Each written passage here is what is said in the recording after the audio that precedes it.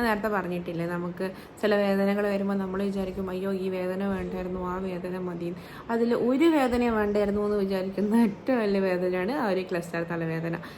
Hello, എല്ലാവർക്കും സുഖമാണല്ലോ. എന്തൊക്കെയാണ് വിശേഷങ്ങൾ? എല്ലാവരും വിശേഷങ്ങളൊക്കെ ഒന്ന് കമൻറ്റ് ചെയ്യുക. അപ്പോൾ ഞാൻ ഇന്ന് പറയാൻ വേണ്ടി പോകുന്നത്, എൻ്റെ അടുത്ത് കുറച്ച് ദിവസമായിട്ട് ഇങ്ങനെ കമൻറ്റ് ചെയ്തിട്ടും അതേപോലെ മെസ്സേജൊക്കെ ചെയ്തിട്ടും കുറേ ആൾക്കാർ കുറേ കാര്യങ്ങളൊക്കെ ചോദിക്കുന്നുണ്ടായിരുന്നു. കുറച്ച് ഡൗട്ട്സാണ് കേട്ടോ. അപ്പോൾ ഞാൻ അതൊക്കെ ഒന്ന് ക്ലിയർ ചെയ്ത് തരാം.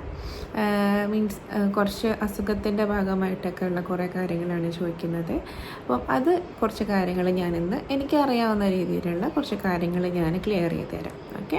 എൻ്റെ ഒരു വീഡിയോൻ്റെ അടിയിൽ വന്ന കമൻ്റായിരുന്നു, നെഞ്ചിൻ്റെ നടുഭാഗത്ത് വരുന്ന പെയിന് കൈ പൊക്കുന്ന സമയത്തും അതുപോലെ കുനിഞ്ഞ് എന്തെങ്കിലുമൊക്കെ എടുക്കുന്ന സമയത്ത് നെഞ്ചിൻ്റെ നടുഭാഗത്ത് വരുന്ന പെയിന് അത് ഹാർട്ട് ഡിസീസായിട്ട് ബന്ധപ്പെട്ടതാണോ എന്ന് ചോദിച്ചിട്ട് ആളൊരു ആസ്മ പേഷ്യൻ്റ് ആണോ എന്നും കൂടി പറഞ്ഞിട്ടുണ്ടായിരുന്നല്ലോ.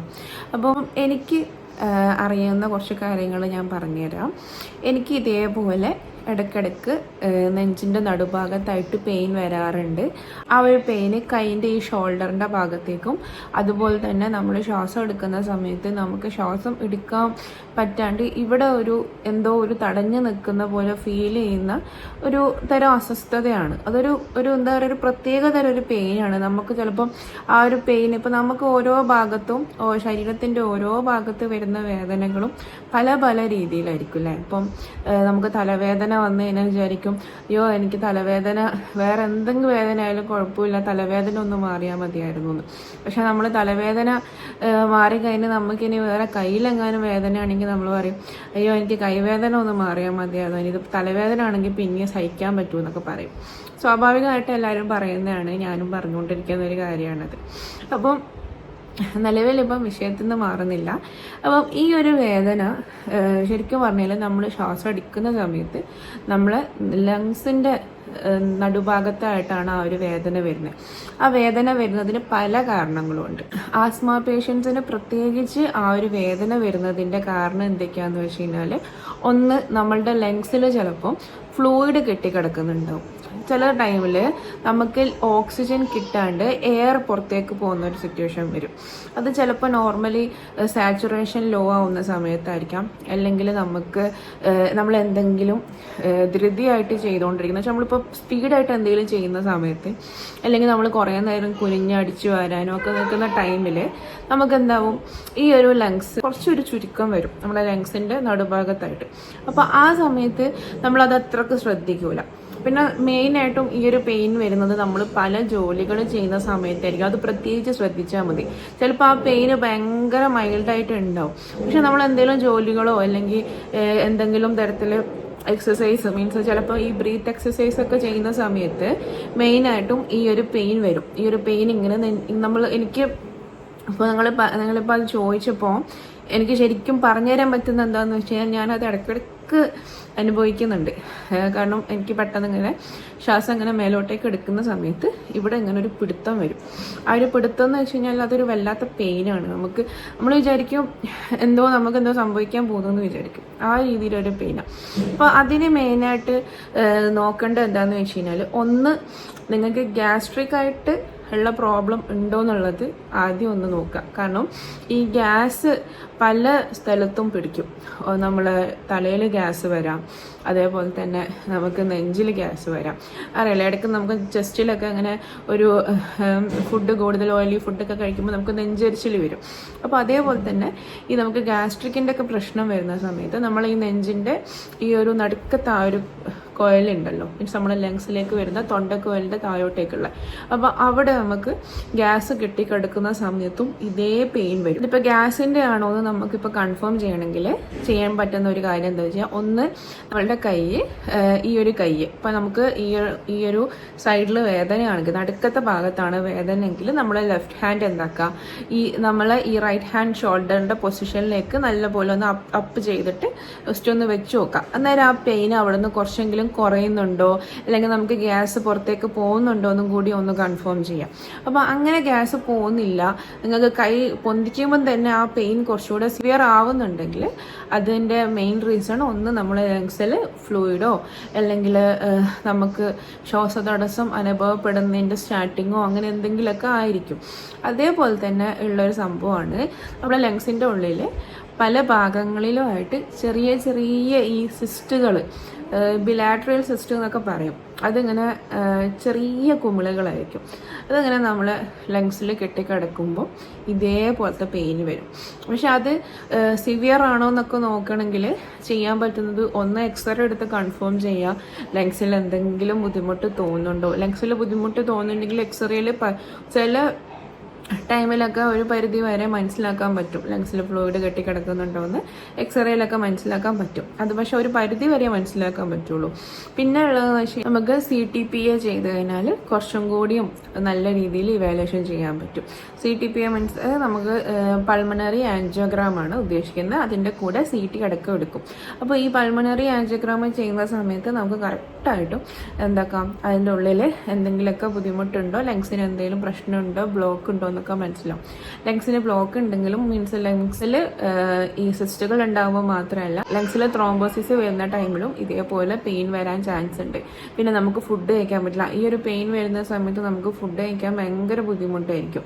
എന്ന് വെച്ചാൽ നമുക്ക് ഇറക്കുന്ന സമയത്ത് അവിടെ ഒരു പിടുത്തം ഫീൽ ചെയ്യും. പിന്നെ നമുക്ക് അപ്പോൾ അത് മാത്രമല്ല നമ്മൾ ഫുഡ് കഴിക്കുന്ന സമയത്ത് നമുക്ക് തൊണ്ടയിൽ ഈ തരൂക്കി പോകത്തില്ലേ, മണ്ടേ കയറി പോകുന്നൊക്കെ പറയും. അപ്പോൾ അതേപോലെ ഒക്കെ ആവും.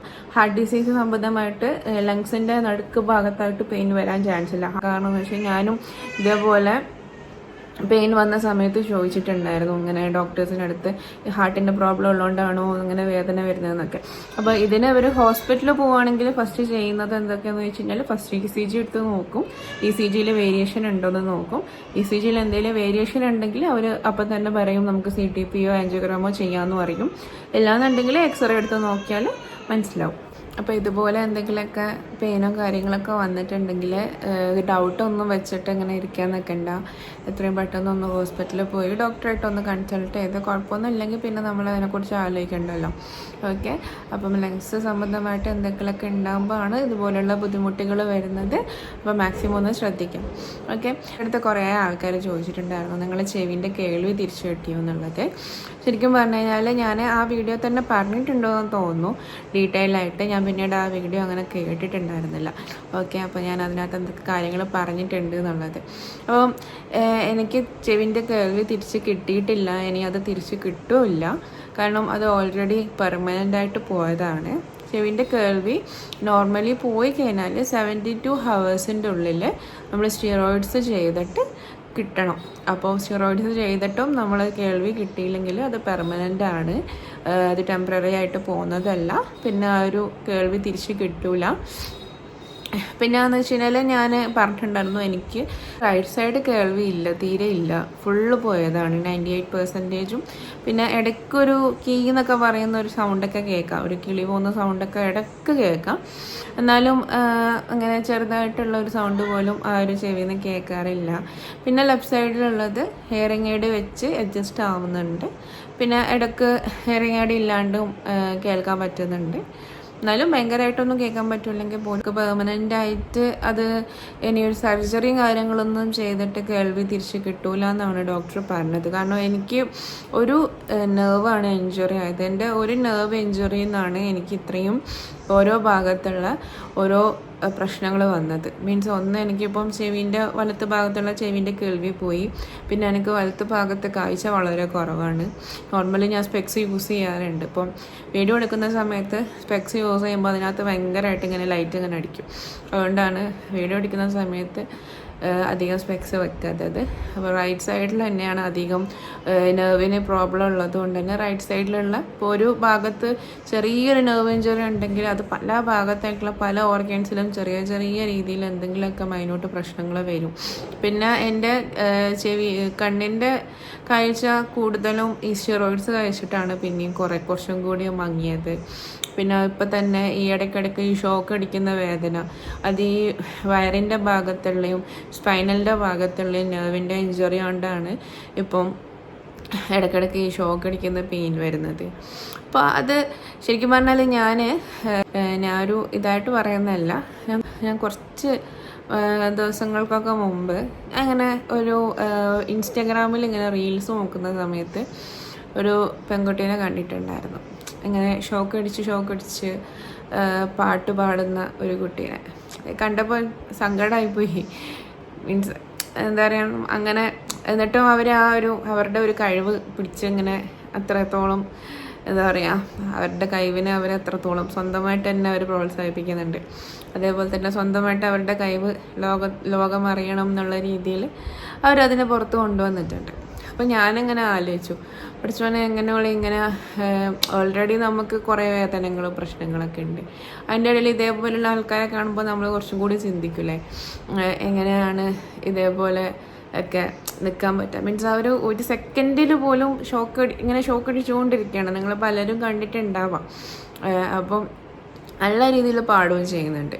അപ്പം ഞാൻ ശരിക്കും പറഞ്ഞാൽ ഫസ്റ്റ് ഈ എനിക്ക് ഫസ്റ്റ് നടുവേദനയായിരുന്നു വന്നത്. അപ്പോൾ ഈ നടുവേദന വന്നിട്ട് കുറേ ആയിട്ട് എനിക്ക് നടുവേദനയുണ്ട്. ഇപ്പം ഞാൻ ഹോസ്പിറ്റലിൽ പോകുന്ന സമയത്ത് ഡോക്ടറോട് പറയുമ്പോൾ ഡോക്ടർ എൻ്റെ അടുത്ത് പറഞ്ഞു, നടുവേദനയൊക്കെ ഇപ്പോൾ ഒന്നിക്കലേ മുമ്പ് ഈ ഡെലിവറി ടൈമിലൊക്കെ നമുക്ക് അനസ്തീഷ്യ തന്ന ആ ഒരു വേദനയുടെ ഭാഗമായിട്ടാവാം, അല്ലെങ്കിൽ പിന്നെ വേറെ എന്തെങ്കിലും മീൻസ് ഇപ്പം ചെറിയ പല അസുഖങ്ങൾ ഉള്ളതുകൊണ്ട് നമുക്കിപ്പം ഏതൊക്കെ രീതിയിലാണ് അതൊക്കെ വരാമെന്നൊന്നും പറയാൻ പറ്റില്ലല്ലോ. അപ്പോൾ ഇങ്ങനെ പറഞ്ഞപ്പോൾ ഞാനും ആലോചിച്ചു.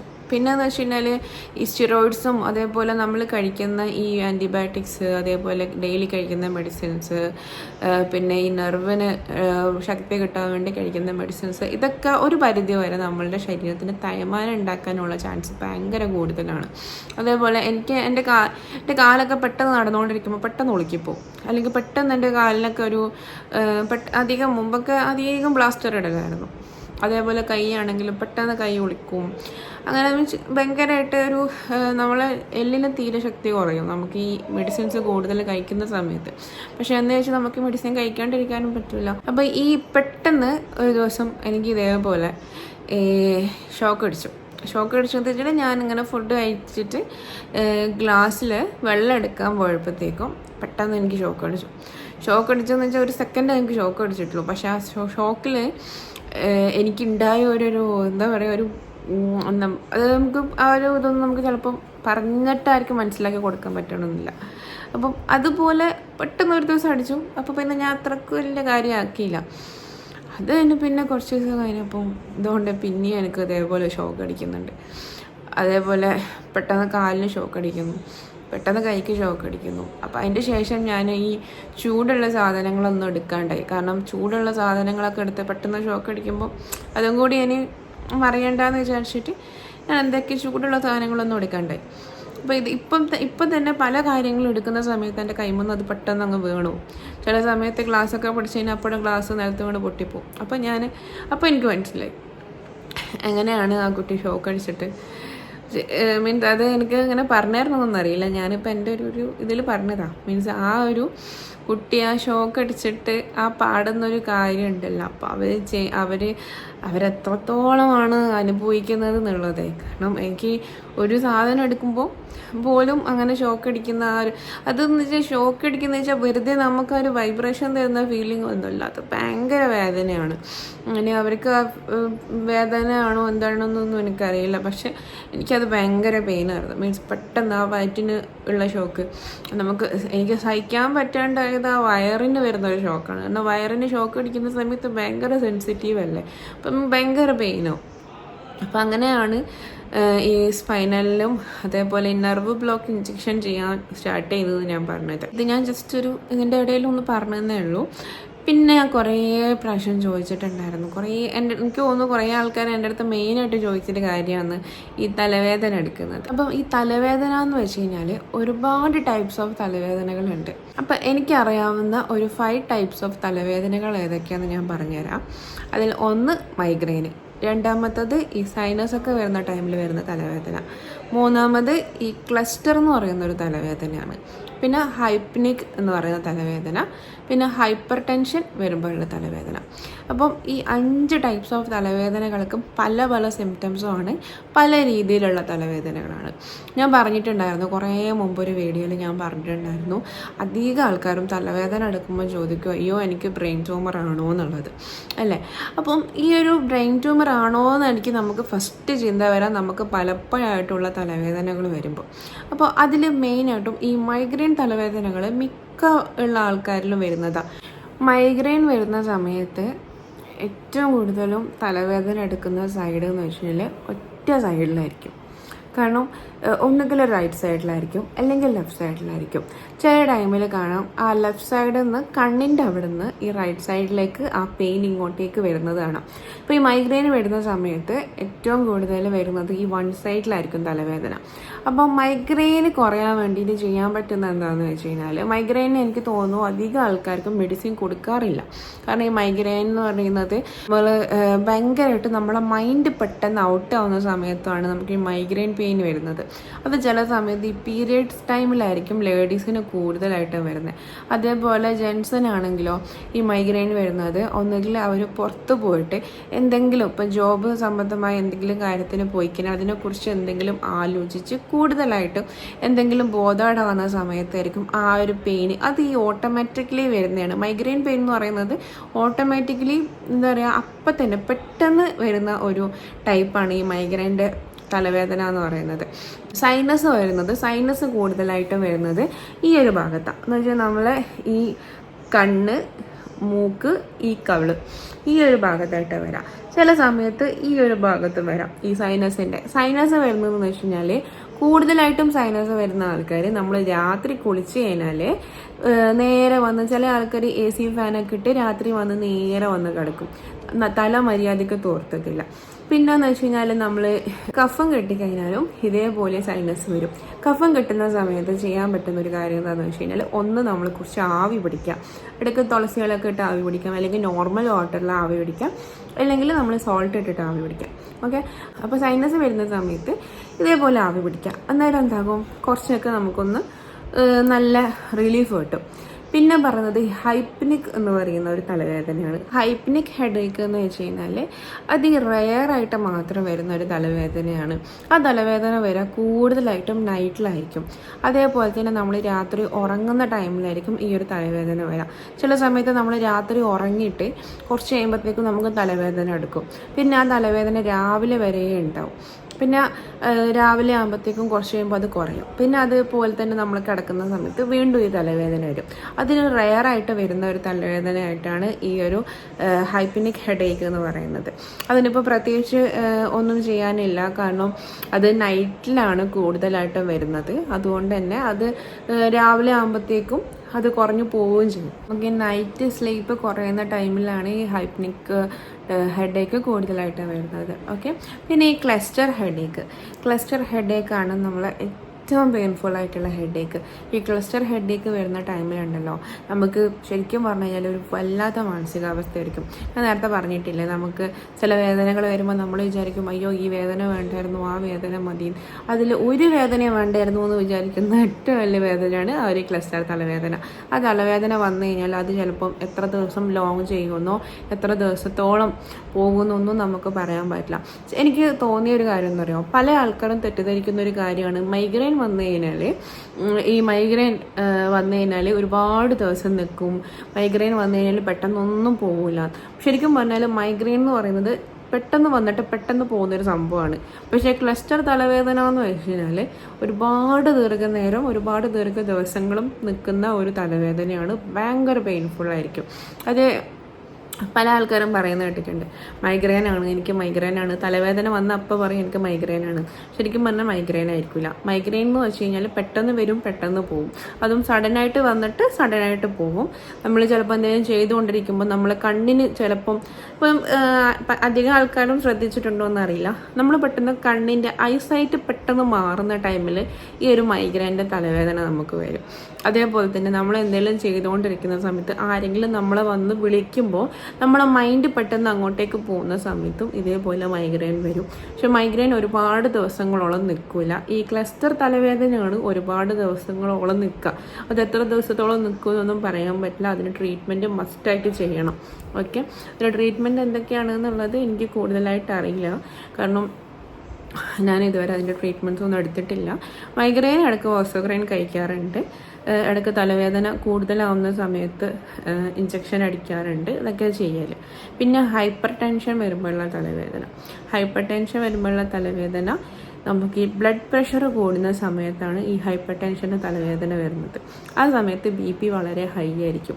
നമുക്ക് ഫുഡ് കഴിക്കാൻ പറ്റത്തില്ല, വെള്ളം കുടിക്കാൻ തോന്നത്തില്ല, നമുക്ക് ഡീഹൈഡ്രേഷൻ ആകും. നമ്മളെ ശരീരം, നമ്മളെ സ്കിന്ന്, നമ്മളെ ലിപ്പൊക്കെ ഭയങ്കരമായിട്ട് ഡ്രൈ ആയിട്ട് നമുക്ക് നമ്മളെ കണ്ടാലേ മനസ്സിലാവും നമുക്ക് ഹൈപ്പർ ടെൻഷൻ ആണോ എന്നുള്ളത്. ഈ ഹൈപ്പർ ടെൻഷൻ്റെ തലവേദന കൂടുന്ന സമയത്താണ് ചില ആൾക്കാരിൽ പറയുന്നത് കേട്ടിട്ടുണ്ടാവാം, തലൻ്റെ നരമ്പ് പൊട്ടിപ്പോയി എന്നൊക്കെ. ഈ ഒരു ഹൈപ്പർ ടെൻഷൻ്റെ ഭാഗമായിട്ട് പ്രഷർ കൂടിയിട്ട് വരുന്ന തലവേദന ആയതുകൊണ്ടാണ് ഈ ഒരു നരമ്പ് പൊട്ടിപ്പോകുന്നത്. ഓക്കെ, അപ്പം അതിന് ചെയ്യാനുള്ളതും ഇതേപോലെ തന്നെ നമ്മൾ സ്ട്രെസ്സ് കുറയ്ക്കുക. നമ്മൾ മനുഷ്യന്മാർക്ക് സ്ട്രെസ്സ് കുറയ്ക്കാൻ പറ്റുമൊന്നുമില്ല, പക്ഷെ നമ്മൾ പറ്റുന്ന സമയത്ത് നമ്മൾ സ്ട്രെസ്സ് കൊടുക്കുക, അതിനുള്ള ട്രീറ്റ്മെൻറ്റ് ചെയ്യുക. നമുക്ക് ഓരോ ദിവസവും ഇപ്പോൾ നമ്മൾ ചില ആൾക്കാർ വിചാരിക്കും ഇന്ന് തലവേദന വന്നു കഴിഞ്ഞാൽ ഇന്ന് എനിക്ക് ഒന്നും ചെയ്യാൻ വയ്യ, എനിക്കിന്ന് ഒന്നും കഴിക്കാൻ വയ്യ എന്ന് വിചാരിച്ച് കിടക്കും. പക്ഷെ നാളെ ആകുമ്പോൾ നമ്മൾ ഓക്കെ ആവും. അപ്പോൾ നമ്മൾ വിചാരിക്കും ആ തലവേദന പോയി, ഇനി ആ തലവേദന വരില്ല. പക്ഷേ ഇങ്ങനെയുള്ള ടൈപ്സ് ഓഫ് തലവേദനകൾ വരാൻ ചാൻസ് ഉണ്ട്. കാരണം ക്ലസ്റ്റർ തലവേദന ഞാൻ പറഞ്ഞല്ലോ ഒരുപാട് ദിവസം നീണ്ടു പോകാനുള്ള ചാൻസ് ഉണ്ട്. ഹൈപ്പർ ടെൻഷൻ തലവേദന വളരെ ഡേഞ്ചറസ് ആണ്. കാരണം നമുക്ക് ഈ പ്രഷർ കൂടി കഴിയുന്ന സമയത്ത് നമ്മളെ തലയിലുള്ള ചെറിയ ചെറിയ നരമ്പുകൾ, നമ്മുടെ ശരീരത്തിലുള്ള ഏതെങ്കിലും ചെറിയ ചെറിയ നരമ്പുകൾ പൊട്ടിപ്പോകാനുള്ള ചാൻസ് ഉണ്ട്. എനിക്ക് ഹൈപ്പർ ടെൻഷൻ കൂടിയിട്ടാണ് എൻ്റെ ചെവിൻ്റെ നരമ്പ് പൊട്ടിപ്പോയത്. അതുകൊണ്ട് തന്നെ കൂടുതലായിട്ടും സ്ട്രെസ്സ് ഒഴിവാക്കാൻ നോക്കുക. പിന്നെ മൈഗ്രെയിൻ്റെ ഞാൻ പറഞ്ഞല്ലോ, കൂടുതൽ നമ്മൾ ഐസൈറ്റ്സ് മാറുന്ന സമയത്തും നമ്മുടെ മൈൻഡ് ഡിസ്റ്റർബ്ഡ് ആവുന്ന സമയത്താണ് നമുക്ക് മൈഗ്രെയിൻ വരുന്നത്. പിന്നെ ശ്രദ്ധിക്കേണ്ട കാര്യം എന്ന് വെച്ചാൽ നമുക്ക് റീകറൻ്റ് ആയിട്ട് ഇടയ്ക്കിടയ്ക്ക് വരുന്ന തലവേദനകൾ അത് എന്താണെന്നുള്ളത് കറക്റ്റായിട്ട് ഒന്ന് പ്രോപ്പറായിട്ട് ഒന്ന് ഡയഗ്നോസ് ചെയ്യാൻ നോക്കുക. അതേപോലെ ഈ തലവേദന കൂടുതലായിട്ട് വരുമ്പോൾ ക്ഷീണം തോന്നുന്നുണ്ടെങ്കിൽ നിങ്ങളൊന്ന് നോർമൽ CT ബ്രെയിനോ കാര്യങ്ങളോ, അപ്പം ഇപ്പം പല ആൾക്കാരും ഇപ്പോൾ ന്യൂറോ ഡോക്ടറെ കാണിക്കുമ്പോൾ ഇതേപോലെ തലവേദന ഉണ്ടെന്ന് പറയുമ്പോൾ ഫസ്റ്റ് പറയുന്നത് ബ്രെയിനിൻ്റെ CT എടുക്കാനാണ്. ട്യൂമറോ കാര്യങ്ങളോ എന്തെങ്കിലും ഉണ്ടോ എന്നൊന്ന് നോക്കാൻ വേണ്ടിയിട്ടാണ് അവർ ഈ ഒരു കാര്യം പറയുന്നത്. ഒരു ചാൻസ് നമ്മൾ ചെയ്ത് കഴിഞ്ഞാൽ നമുക്ക് ഉണ്ടോ ഇല്ലേന്നൊന്ന് ഉറപ്പിക്കാനുള്ള ഒരു ചാൻസ് നമുക്ക് കിട്ടും. ഓക്കെ, അപ്പം ഇതൊക്കെയാണ് കാര്യങ്ങൾ. നിർത്താണ്ട് സംസാരിച്ചിട്ട് എനിക്ക് നല്ല കിതപ്പായി. പിന്നെ ഞാൻ ഇന്ന് പുറത്തിറങ്ങിയ സമയത്ത് എൻ്റെ അനിയത്തി കുറേ ദിവസമായി ഇവിടെ വന്നിട്ട് ഇത്താത്ത പുറത്തിറങ്ങുന്നില്ലേ എന്ന് ചോദിക്കും പറഞ്ഞാൽ അവൾ ഡ്രസ്സും കാര്യങ്ങളൊക്കെ എടുക്കാൻ വേണ്ടിയിട്ട് കുറേ ദിവസമായി എന്നെ വെയിറ്റ് ചെയ്യുന്നു. അപ്പോൾ ഞാൻ അവളടുത്ത് പറഞ്ഞൊരു കാര്യം ചെയ്യും, നീ എന്നെ പിടിക്കുവാണെങ്കിൽ ഞാൻ വരാം, അല്ലാണ്ട് എനിക്ക് ഒറ്റയ്ക്ക് നടക്കാൻ പറ്റത്തില്ലല്ലോ. അത് മാത്രമല്ല ഭയങ്കര ബുദ്ധിമുട്ടാണ് വണ്ടി കയറി ഇരുന്ന്, അതും ഇത്രയും ഭയങ്കര ക്രൗഡിലൊക്കെ പോകുന്നത്. അപ്പോൾ അവൾ പറഞ്ഞില്ല ഞാൻ ടേക്ക് കെയർ ചെയ്തോളാം എന്നൊക്കെ പറഞ്ഞിട്ട് ഞാൻ അങ്ങ് പുറത്തിറങ്ങിയായിരുന്നു. അപ്പോൾ പുറത്തിറങ്ങി അവൾ എന്നെ അങ്ങനെ ഒരു ഷോപ്പിൻ്റെ മുമ്പിൽ ഇങ്ങനെ നിർത്തിയിട്ട് ഞാൻ കാറിൽ നിന്ന് ഇറങ്ങിയിട്ട് ഞാനിങ്ങനെ ജസ്റ്റ് ഒരു പിടുത്തില്ലാത്ത രീതിയിൽ ഇങ്ങനെ അവളെ എന്നെ നിർത്തിയിട്ട് അവൾ കാറിൽ നിന്ന് എന്തോ എടുക്കാൻ വേണ്ടി വന്ന സമയത്ത് എൻ്റെ ഒരു സബ്സ്ക്രൈബർ വന്നിട്ട് യൂട്യൂബ് കാണാറുണ്ട് എന്ന് പറഞ്ഞു. വന്നിട്ട് എൻ്റെ അടുത്ത് സംസാരിച്ചായിരുന്നു. ശരിക്കും പറഞ്ഞാൽ ഞാനാണെങ്കിൽ ആ സമയത്ത് ഇങ്ങനെ ഞാനിപ്പോൾ വീകുമോ അവളെന്നെ പിടിക്കുമോ എന്നൊക്കെ ഉള്ള രീതിയിൽ ഇങ്ങനെ നിൽക്കുമായിരുന്നു, ഒരു സ്തംഭിച്ചിട്ട്. അതുകൊണ്ട് തന്നെ എനിക്ക് അവരുടെ അടുത്ത് കൂടുതലായിട്ട് ഒന്നും ചോദിക്കാനോ പേര് പോലും ചോദിക്കാൻ പറ്റിയില്ല. നിങ്ങൾ ഈ വീഡിയോ കാണുന്നുണ്ടെങ്കിൽ ജസ്റ്റ് ഒന്ന് കമൻറ്റ് ചെയ്യണേ ആരാണെന്നുള്ളത്. കാരണം എനിക്ക് കൂടുതലൊന്നും സംസാരിക്കാൻ പറ്റിയിട്ടില്ല കേട്ടോ. അപ്പോൾ അതുകൊണ്ടാണ് ഞാൻ സംസാരിക്കാണ്ടിരുന്നത്. എനിക്ക് ആ ടൈമിൽ ഭയങ്കര ക്രൗഡും കാര്യങ്ങളൊക്കെ ആയിട്ട് പെട്ടെന്നൊരു മീൻസ് എനിക്ക് ബാലൻസ് ചെയ്യാണ്ട് ഞാൻ അവിടെ നിന്നതേനു. അപ്പോൾ അതുകൊണ്ട് തന്നെ എനിക്ക് സംസാരിക്കാനോ ഒന്നും പറ്റിയില്ല. അപ്പം ആരാന്നുള്ളതൊന്ന് എനിക്ക് കമൻറ്റ് ചെയ്യണേ വീഡിയോ കണ്ടു കഴിഞ്ഞാൽ. ഓക്കെ, അപ്പോൾ ഇതൊക്കെയാണ് വിശേഷങ്ങൾ. അപ്പം ഇങ്ങനെയുള്ള ഡൗട്ട്സ് ചോദിച്ചവർക്ക് വേണ്ടിയിട്ടുള്ള വീഡിയോ ആണ്. അപ്പം എല്ലാവരും സുഖമായിട്ടിരിക്കുക, എല്ലാവരും ദുആയിൽ ഉൾപ്പെടുത്തുക. നിങ്ങളെല്ലാവരും ദുആയിലുണ്ട്. ഇനിയും ഇതേപോലെയുള്ള എന്തെങ്കിലുമൊക്കെ അറിയണമെങ്കിൽ ജസ്റ്റ് കമൻറ്റ് ചെയ്താൽ മതി. പിന്നെ നിങ്ങളൊക്കെ വിശേഷങ്ങൾ കമൻറ്റ് ചെയ്യും. ഓക്കെ,